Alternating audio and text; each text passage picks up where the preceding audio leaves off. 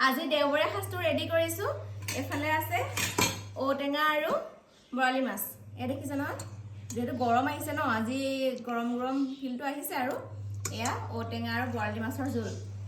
কোনে কোনে ভাল পায় বাৰু ঔটেঙা আৰু বৰালি মাছ জনাব দেই আৰু ইফালে আছে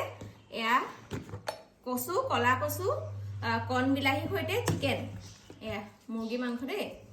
খুব ধুনীয়া এটা গুণ আহি আছে আৰু যেহেতু আমাৰ থলুৱা খানা সকলোৱে ভাল পায় হয়নে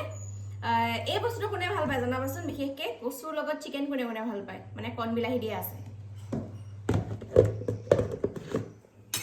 আৰু এফালে আছে এয়া লোকেল চিকেন কি চিকেন কাৰী যেটো নৰ্মেল চিকেন কাৰী আমি সকলোৱে ঘৰত বনাও ন এয়া চিকেন কাৰী এটা নৰ্মেল চিকেন কাৰী আৰু এফালে আছে এয়া পুদিনা লগত তেতেলী টেঙা এয়া আৰু এফালে সালাড আৰু লগত আছে প্লেন ৰাইস আজি প্লেন ৰাইসে বনাইছো প্লেন ৰাইসৰ লগত সকলোখিনি খাম আৰু